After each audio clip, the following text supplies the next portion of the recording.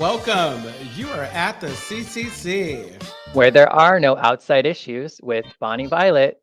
Oh, yeah, and I'm Bonnie Violet. I use she, her pronouns, and I'm a trans, femme, genderqueer, spiritual drag artist, identity doula, digital chaplain, person living with HIV and in recovery, whose drugs of choice were alcohol, meth, and ecstasy. Oh, it's me? Yeah. Yeah. My name's Anthony. I'm an addict and an alcoholic, 6-year doctoral student in clinical psych. I have a cat that I love very much, and I care about you. Right on. And I'm Lulu, and I'm a black gay Virgo man living in the DuBose Triangle of San Francisco. I'm a retailer by day and a former Miss Castro Country Club. Woohoo! Self-proclaimed funny person, spiritual, and I'm in recovery for alcohol and crystal meth, and I'm always in search of balance. And each and each week we will provide and create a brave space where we engage in conversation around topics of recovery. Absolutely. And our intention is to hold and inspire better spaces for people in recovery. But before we do that, like, subscribe, comment, share, and hit that ding. It's the bell. Yeah, dinging that bell. Ding that bell. Yes. So we're all here on this momentous day. Yes. Everyone. Well, I'm saying that because the topic today feels like heavy lifting. Oh yeah, It does feel like heavy lifting. Starting with, how are you? Oh, I'm good. I met with my sponsor earlier today. It's like, we get to process the hell out of stuff. And, it's a beautiful day in San Francisco. It is. I mean, it was weird last week, but it's really lovely. Bunny Violet? Nice. I am well. I've been in Idaho for a week. Not been doing much yet, but this week is going to get busy. They have like a big music festival here called Tree Fort, but they have like a drag fort. And so there's like days and days of drag, which I'm super excited about. I get to meet Cornbread. Oh, nice. Very Yes. nice. That's pretty cool. Super progressive too. I like corn. Yes. Yeah. Now, is it hot water cornbread or sweet cornbread? Right? Yeah. And how are you, Anthony? I'm doing pretty good. I finally changed my sheets a couple days ago. Not like because I haven't changed them all my life, but I guess there's another part to that story. But the point is that I'm happy that I changed my sheets, and I took out my weighted blanket that I haven't been using for a long time, and I started reading The Joy of Tidying Up by So did you throw these things away? What? No. Those things are not related. I shouldn't have put them close together. Okay. What makes it weighted? Weighted? There are these like beads in it. Okay. And it weighs 20 pounds. What was the benefit? Oh, well, keeps it on you tight. Yeah, it helps like calm the central nervous system down. Okay. It's really I like that. Yeah, it's like being hugged all around you. Oh, okay. Yeah, except it got too hot last night. Okay, right on. Yeah. You're so sweet. I love it. I am, huh? You are. Okay. So let's transition to today's topic. So today we're going to be talking about trauma. And I'd like to specify that there are many different definitions of trauma. There is, of course, like acute physical trauma that we feel in our bodies. And then there's the type of trauma that we experience psychologically, emotionally, and even spiritually.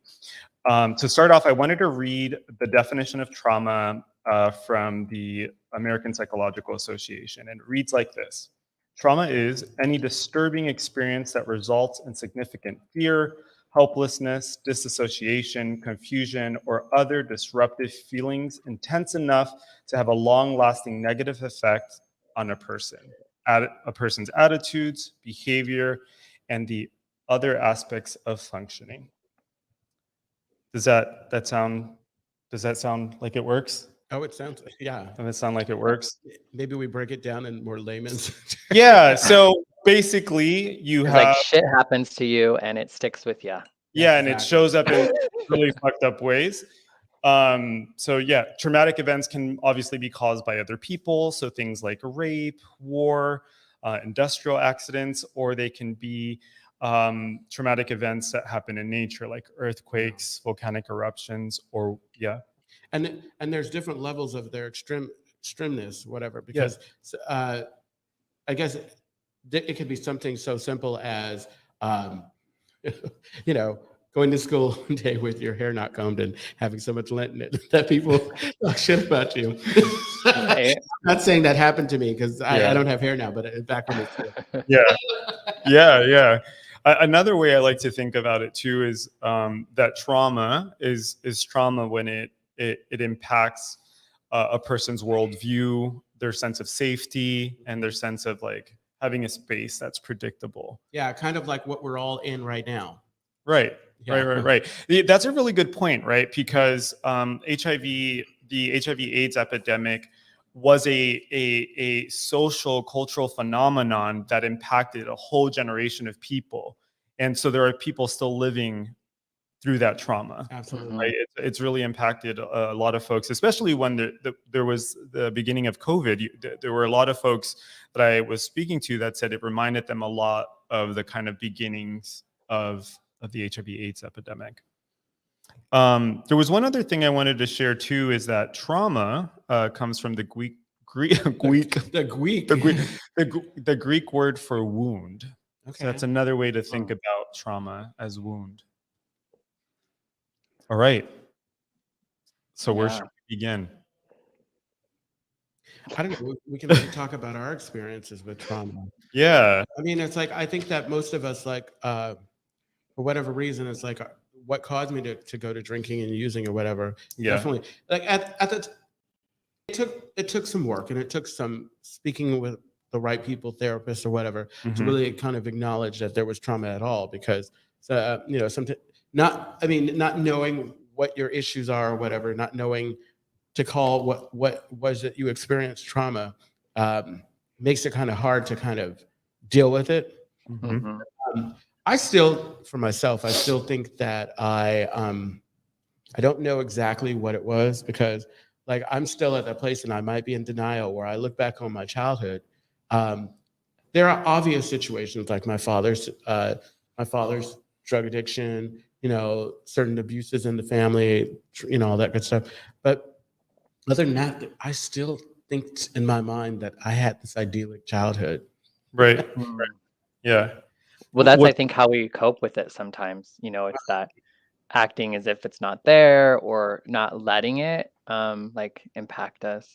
Like that makes me think of, though, like because a lot of, like, especially in recovery, there's a lot of research out there that ACEs, which is adverse child, is it experiences? Yes. Yes, and basically it's just like things that happen to you as a child that creates traumas that then can make you that much more susceptible to like drug and alcohol use and so many other things. And it all just takes place in our childhood. Yeah. That's a really good point, that there are. I was thinking about this earlier about how you can have trauma that stems from early childhood development, and you can also have a traumatic experience after that. So you could have had the most ideal situation, but say you were in an abusive relationship where you were being beat, or say you witnessed a murder, right? Like those are all experiences that could also develop into trauma, impacting how someone thinks or feels. Yeah, etc. you were right. I looked it up as adverse childhood experiences. Yeah, and trauma can build on itself. Oh, absolutely. Or like you can build on it. Here, I have something, since we're talking about childhood development. This is a quote from The Gifted Child, and I'll be giving these resources later. So it says, "The child has a primary need from the very beginning of her life to be regarded and respected as the person she really is at any given time." Right? Like that's where it begins. Right? And if a child is shortchanged with that, so you can imagine like queer kids. Yeah. And and if a child doesn't experience that, what happens is that they learn not to trust, right? They learn to question themselves. And in some cases, they start to develop these kind of fantasies about who they are. Exactly. Yeah. I think that, like, looking when you were sharing that, I think that like the environment that I grew up in is not like it was outwardly homophobic or whatever, but I think like in a lot of families of color or whatever, and especially where at church, the relationship to church, or where we go to church, I looking back now, I didn't get a lot of information that suggested that if I were going to explore my sexuality, it would be a safe environment, Right. Mm. it would be received. And so maybe what I'm understanding is that probably was trauma, Right. where it's like if I was feeling this and it all in just the way they would say things or joke about things or whatever made it not comfortable or not safe to kind of like I did not want to be gay. Like I remember once I came out to all the people that mattered, I thought to myself, oh God, I wish I could just go back in. Mhm. Did y'all ever feel that? Um, When you came out, it's like if you were ever yeah, I didn't feel like going back in, but I do remember hating myself for being gay and like praying, crying to God that He changed me really early on. I can relate to that. Yes. There was something I wanted to say about. While you're looking for that, if Yeah. there's anyone watching or listening right now, by all means, please share your experiences with trauma. I'll share another thing. I think I shared something about this last week, or I was talking to someone. Okay, so I want to blame this as the reason why I'm not playing sports to this day. I remember I was so excited about going to tryouts to play football in school, and I remember this experience. And I was just ready after school, and the coach said, "Yeah, going in." And we did what we were doing, and I got the ball, and I ran the wrong way, and, Mm. and all I could remember was the laughter and just the jeering and kind of whatever. And I s- I don't know if it ended this way, but I remember setting the ball down and leaving and Mm. never never coming back. And Yeah. because number one, kids can be pretty cruel, you know, Right. even if it's not their intention. It's like sometimes if you're in it laughing or whatever. And that to me was just like, yeah, I'm good. Yeah, no, and imagine now going home. I mean, I don't know what your childhood looked like, but imagine then going home and not having parents that are affirming, or going into a chaotic household, right? It Yeah. it, it starts to develop this kind of constellation of a personality, right? That's actually how a lot of personality disorders end up developing, is like this long history of sustained traumatic events, right? Um, Yep. and and also it makes me think about like how people, without knowing that they've experienced a traumatic event, start to self-medicate, and that's Yeah. what makes me think about recovery, which is also kind of tricky, right? Because there are some schools of thought that say, well, we were born addicts and alcoholics before anything, and then there's another school that says, well, maybe we turned to alcohol and drugs to alleviate the pain that was left over from our childhood. Well, I agree with that piece. I absolutely believe like when I think about my alcoholism, it's like I was an alcoholic before I picked up a drink or a drug. It was because it's about my thinking and how I act on my thinking. But I think that the alcohol and the drugs was the extension, that the way the numb the fact that my thinking and my actions were causing me grief and pain. Yeah, I mean, it's not uncommon, at least in my experience, that when people start to get sober, they have all of that shit rush up. All the things that haven't been attended to, all the wounds that start to ooze, basically. Did we lose Bonnie? I think we did. We lost her. Bonnie was talking about for those just listening. She was concerned about her connection, and we'll get her back in here. Yeah. So the one thing like lately that when we think of trauma that I've been talking about with a lot is just like we talked about in the beginning, the AIDS AIDS pandemic, Yeah. epidemic. Sorry, Mhm. COVID. Mhm. COVID right now, like in the beginning, like I remember we didn't know what was going on. And I remember going to meetings, or at least that one meeting, and we were all determined in my mind, I'm going to go to this meeting because I need to be here so people get there. I'm not going to listen to this. I'm not going to buy into this. Because I would see reports and everything that, okay, it was happening. But I looked at it like it was Ebola or other things where it's like, okay, it's not, it's important, but it's not going to reach us, or if it reaches us, it'll just reach a few of us.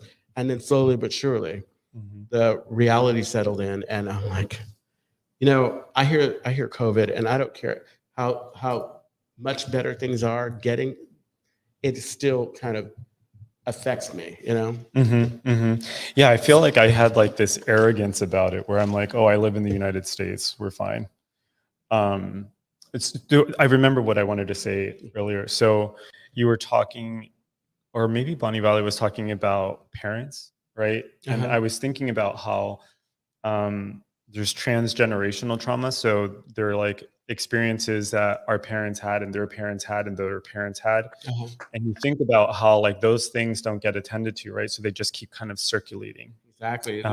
It becomes indoctrinated. They Right. teach us that pain, that trauma. Yeah.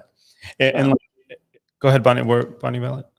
Sorry, I like kind of went away, but were you talking about generational trauma? Transgenerational trauma, yeah. Yeah, I'd never heard the transgenerational aspect.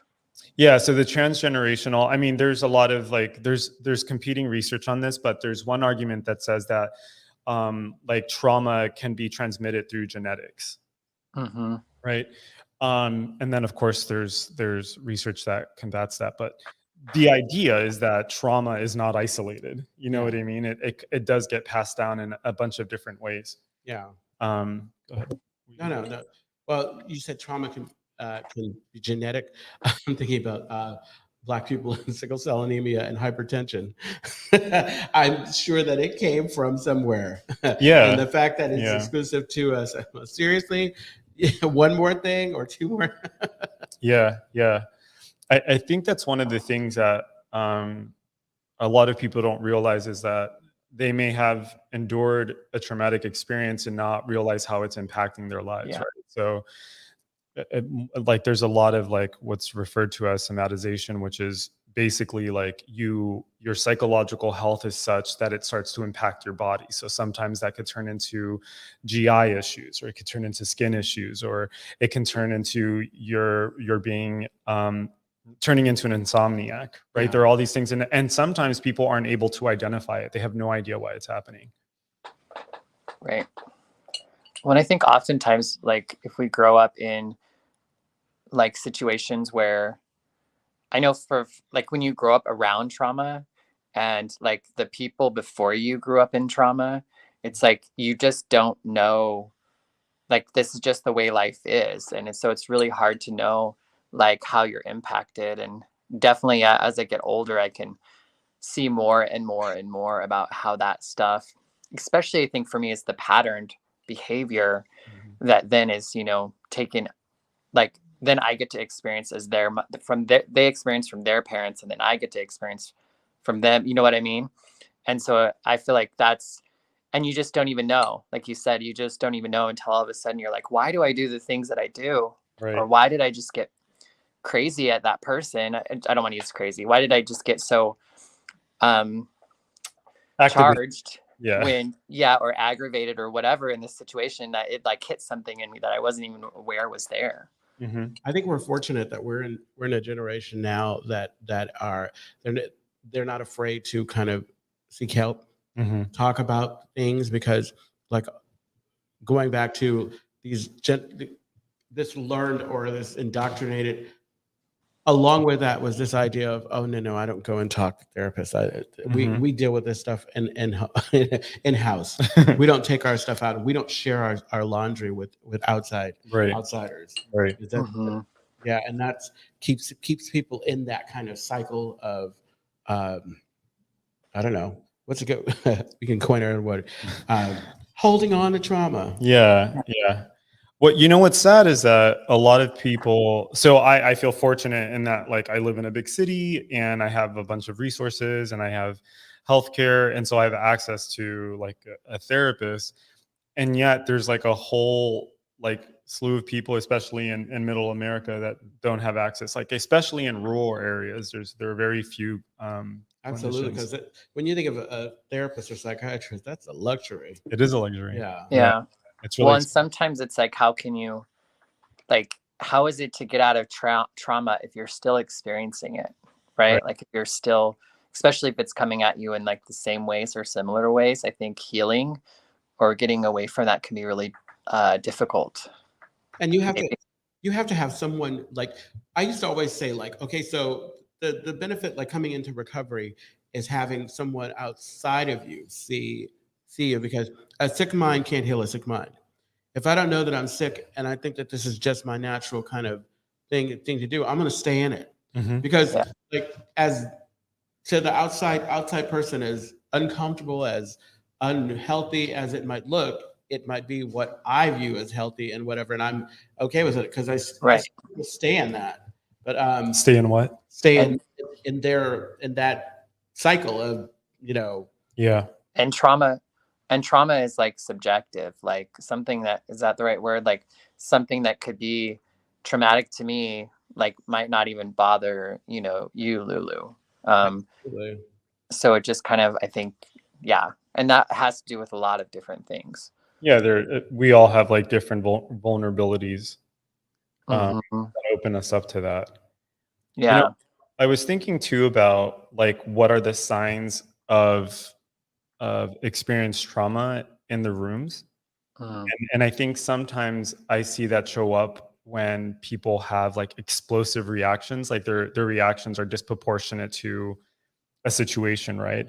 Mhm. Um, or Or they shut down. or they shut down, or they isolate, which are all protective behaviors. I think this is going back to the conversation we had a couple weeks ago about and the ways that the symptoms show up or the way people deal with those feelings is that's how they contain themselves, right? Sometimes it's so, for example, like a very common personality disorder that people who have sustained long-term trauma develop is borderline personality disorder. And of course, that's very loaded, but I bring it up to say that one of the things that happens with people with BPD is that they're infamous for splitting on people, right? So 1 second you're Splitting meaning like leave. yeah, 1 second they're your best friend, and the second you do one thing that they don't agree with, then they split. Then you're the worst person in the entire world.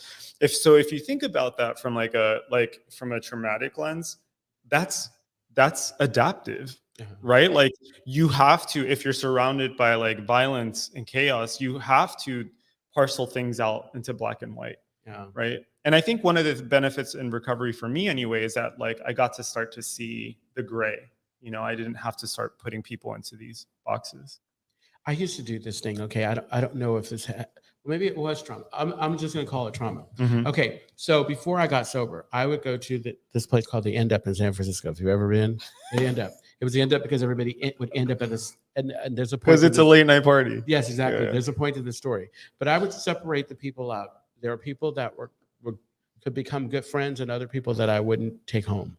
I wouldn't invite to my space, or there are people where basically like I would kind of judge based on what I knew. I was bringing my past experience, and it probably helped me just because I was in that dark place. I was in that place where I just didn't have the tools to kind of to find the gray areas. And so one of the gifts of getting sober and getting out is realizing that not everybody.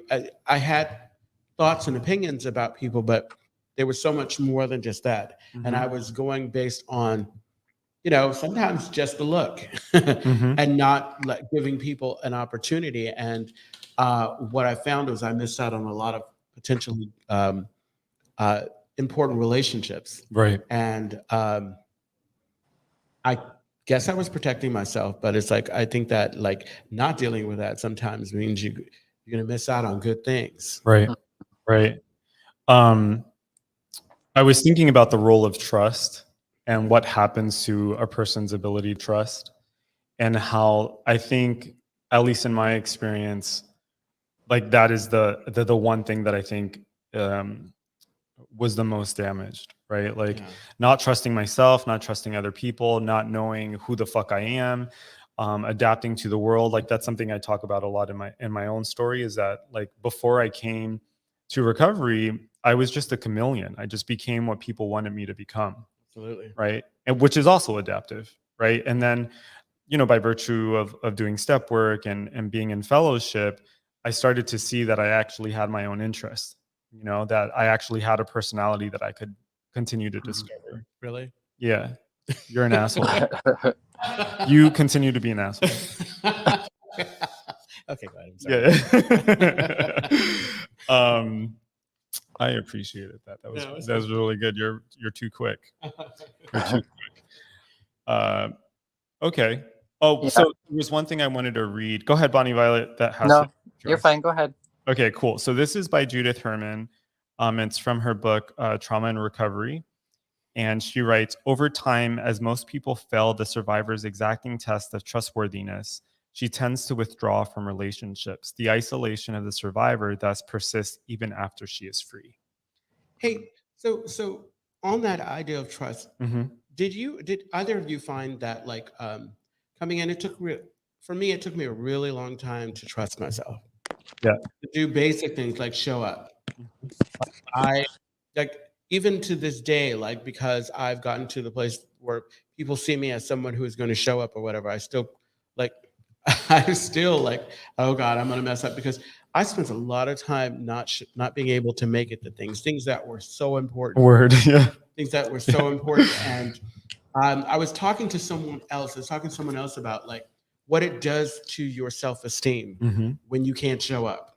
Because in your heart of hearts, in your mind, you want to be there. You want to be present or whatever, but you still can't show up, and it just does a number. And so I think I was sharing with that individual because I was like, maybe not. You have to make sure that it's something that you're able to do and not feeling like you're expected to do, so that you don't, and later on, and I think I may have just been talking to a sponsor about this. I'm always like, you get to work on the stuff that you need to work on and then worry about like being that person who, later on. Right. But it was a tough one for me, and it took a really long time to kind of get over it. Even though my actions were suggested to me and everyone else around me that I was a reliable person, I didn't trust that I was. Right.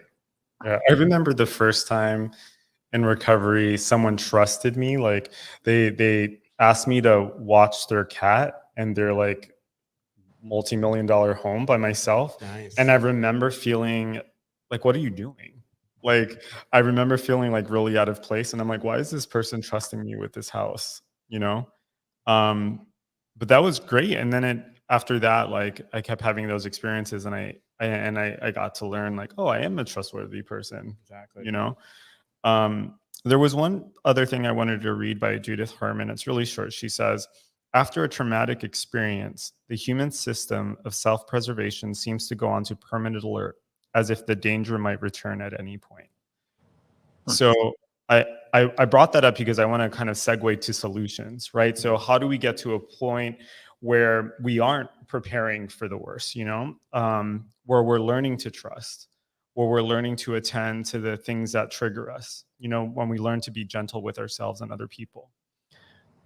How have y'all approached that, assuming that you've had experiences? Yeah. Oh yeah, we've had. I know I've had traumatic experiences. The thing that comes to mind with that question would be, like, I think for me, sometimes distance and like kind of evaluation, letting go of expectations of a certain relationship as well. So I feel like I've talked a lot on this podcast about kind of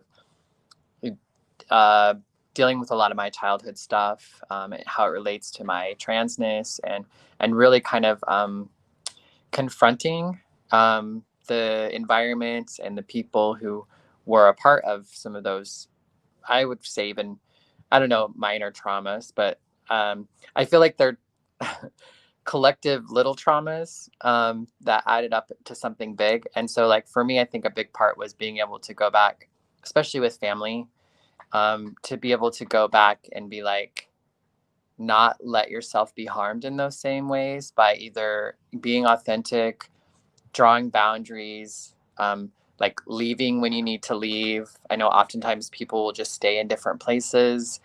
Not like I'm not going to stay at my parents' house, but I'll like get a hotel, or, you know, those sorts of things can be ways to kind of create some safety and some cushion when you're going to be kind of in situations that might be triggering to past trauma and or, you know, potentially create new trauma. No, I completely agree. I was thinking about the most important is like taking care of yourself.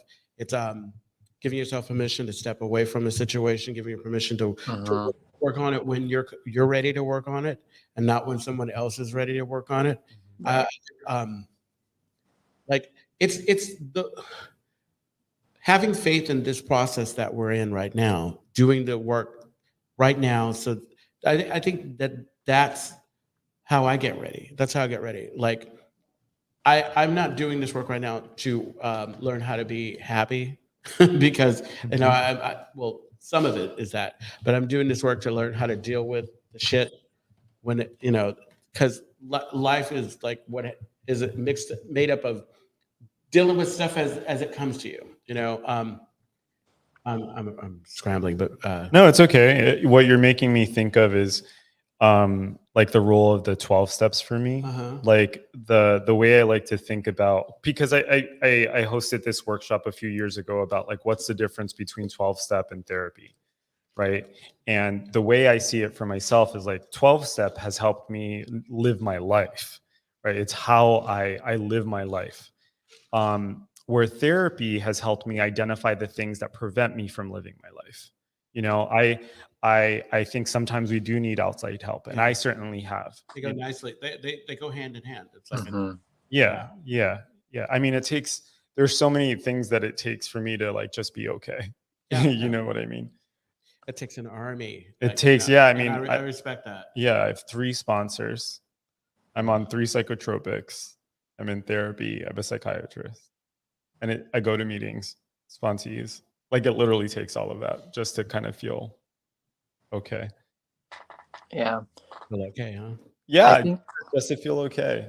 I think one thing that's coming to mind, like when I came into recovery, you know, I didn't realize what all like I was like what I was running from even. And so I think like traumas was like a big like part of that. And I think like the longer I stay sober, or in order to continue to stay sober, like I become aware of those things and kind of get to live beyond them, and actually like you know, experience them, because I think disassociation was something that I did a lot of. I don't have a lot. I have a lot of repressed memories. I don't remember my childhood. I didn't speak for a time as a child. So, you know, I've had a lot of trauma responses throughout life. And I think the longer I've been sober, I've been able to kind of actually go back to understand that. And now I remember what I was going to say was that my initial, I really believe, like in looking back at like how like what put me at risk for HIV, what put me at risk for being codependent, what put me at risk for sexual assault, what put me at risk for all these sorts of things were like shit that these traumatic experiences that happened when I was a kid that I wasn't even fully aware of. I didn't even remember, but it so impacted my ability to say no to sex, and it impacted my ability to just know my worth and my value, so that when I was in situations, whether it's relationships or jobs or whatever, that I could kind of like hold my own and not have to be going in and kind of just like hoping that somebody will like me, someone will like, I'll be good enough for them sort of, you know, approach to things. Yeah. I think the beautiful thing about recovery, no matter how you are in recovery, how you're addressing it, is that we talked about it last week, fear and courage. It gives you the courage to kind of face things, because I spent a lot of time running from things, not like facing it head on. And mind you, there early on, it's like there's some heavy things that you know. I love that they say more will be revealed, and it's gonna be revealed, and you're gonna deal with it in a time that you can. But it started for me some of the basic stuff, like making sure I showered every day. Although I did that intensely because I was a tweaker. But you know what I'm saying? It's like you start. Recovery has been about like relearning how to kind of like live in the world, and you do enough of the basic things to where you get confidence and comfortable and tied to that trust. Like I did enough things to make me believe that I'm a trustworthy person that I started to believe that this process was good. And so I'm able to now go deeper and address things that I probably would not have touched, or I said these are not on the table. And I feel like this is a lifelong process. It has to be Mm. Well, certainly. because some of the stuff is just probably so buried, so Yeah. or so kind of protected, maybe in like a little guard box that Yeah. kept us sustained, and until such time when we could open it without having it kind of completely destroy us. Right. Right. Yeah. I think in the best case scenario, at least from what I've read, we don't get rid of trauma. We learn to integrate trauma into the overall narrative of our lives. Yeah. Right. Yeah. And that I think there's evidence of that in sharing our experience, strength, and hope. Yeah. Exactly. Right. Like we essentially we take these shitty things that happen to us and we then use those experiences to help someone else. Yeah. You Mhm. know, if not in any other way than to let someone know that you see them, you know, and you Right. hear them. Exactly. It Mhm. makes us completely compassionate. You know, there's something with me. Okay, so I got a DUI a long time ago, and I know that this is related. I turned myself in because somebody said, "You'll just go to jail for this and they'll slap you in the hand." They put me back in jail because I said that I was not guilty. And from that point on, I was fine before, but since that event, I have been having anxiety attacks. Mhm. They're not nearly as intense as they were, but they were for some time. So much to the point where the last day of work in I was so anxious I couldn't get on the train to go down and yeah. But I was thinking about like earlier we were talking I have to do certain things because my trauma response is that even when I don't get on a place that's going to be kind of closed and I feel like it's going to come on, and it's really interesting. So I have to do these things like if I'm flying, I have to make sure I take Benadryl or something just to calm my mind, say a few prayers, do certain things, make sure I have air, pick the right seat, whatever, and maybe that's solution based like there are things that I like because I can't stop living like Mhm. I love flying, but I don't like the things anxiety. And I started talking about this because when I hear someone else talk about being anxious or having anxiety attacks or whatever, I perk up and I want to protect them and I want to love them. Mhm. I want to care about them in a way that helps them to be seen. So I think that having this, just like I say, it's like all the stuff that I thought was bullshit or shit, I can actually use it in a positive and meaningful way to like help Mhm. someone else out.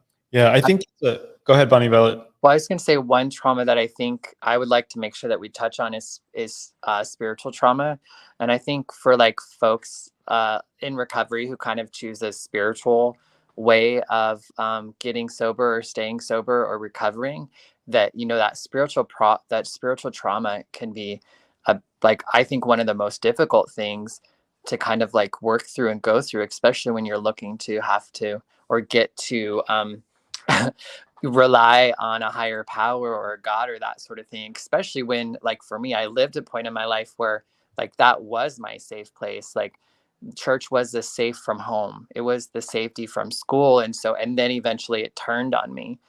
So I think it was really that's a really difficult thing. And I think the other thing to say to that is that if we're a big part of being in recovery is showing up for other people in recovery.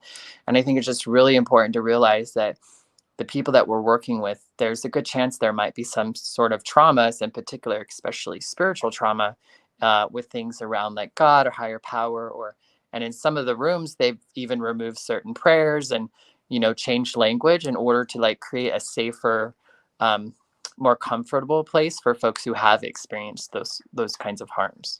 Mm-hmm. Mm-hmm. I know we're out of time. Yeah, we're down to 5 minutes. There was just one other thing I wanted to add, and they're solution focused things. One of I'm thinking about recovery specifically. So things that have helped me were like doing esteemable acts. So doing things that made me feel good, being of service to other people to get out of my own head, seeking help, right? Be it like identifying a friend that I trust or identifying a therapist, and then learning to trust, which I did through my relationships with people in the program, right? The other thing that I wanted to say, and then we can move on off of it, is that one of the things I haven't found I didn't find helpful, like really early on, was when I was sharing something to someone and they ran to solutions. When all I wanted was for someone to listen to me. Yeah. Sometimes I think that's all we need, is for someone to bear witness to our experience.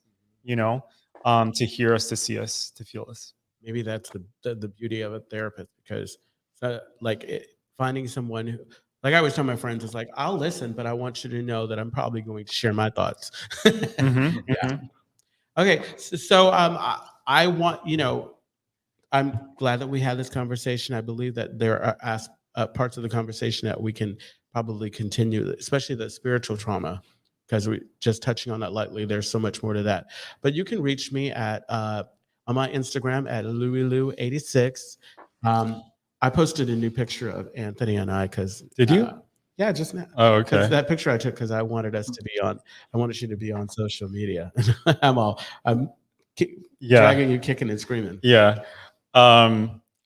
So for everyone, I created an Instagram, but I was told today that I can't release my Instagram handle because there's nothing on my page and it looks really sketchy. So, I'm gonna hold off before I share that. But that's a big step, Yeah, I did it because I'm facing my fears, and I think Instagram is much more controllable than Facebook is. Absolutely. So what do we know? What do we want to share about the Castro Country Club? Well, I thought. Well, we got it. Yeah. Yeah. And you can reach me, Bonnie Violet, at A Queer Chaplain on all of the things: YouTube, Facebook, Instagram, TikTok. There you go. Now you can go to it. Yeah, I should give them my TikTok handle too. The Castro Country Club is a clean and sober gathering place for all people and a home for the queer recovery community. I think I missed something. But we're located in the heart of the Castro district of San Francisco, and we endeavor to be a space where all can seek wisdom, courage, serenity, courage, and joy. You can find more information at castrocountryclub.org/podcast. And there's this lovely new page that you'll go and you'll be able to connect with us. Yeah. And on that page and in the description, you can also find a link to our SpeakPipe, where you could leave us a voice message that we could use to, pepper the show with. Yeah. The other thing I wanted to mention is that we're creating 2 spots for interns. So either consumer research oriented or market research oriented. We'll be releasing more information about that soon. But if there's any interest, you can contact Brandon at Brandon. There we go. podcast@castrocountryclub.org. And as always, we want to remind you that we do not speak for it. We are not ambassadors of any program. We simply just share what is closest to our hearts if we can. Yeah. And so, and none of this was clinical advice. No, not at all. None of this is not therapy. Oh, right. I wanted to share a couple resources. So if folks want to learn more about trauma or have an interest, here are some resources. So there's The Body Keeps Score by Bezel van der Kolk, Growing Yourself Back Up by John Lee, Trauma and Recovery by Judith Herman, The Drama of the Gifted Child by Alice Miller. And then, of course, there's complextrauma.org for more information. Fantastic. And join us next week at 4 p.m. Pacific Standard Time on Facebook and YouTube Live as we talk about Emotional damage. Emotional damage. Or emotional sobriety. Sobriety. Yeah. Right. Yeah. Thank you. We love you. All right. Bye. Bye.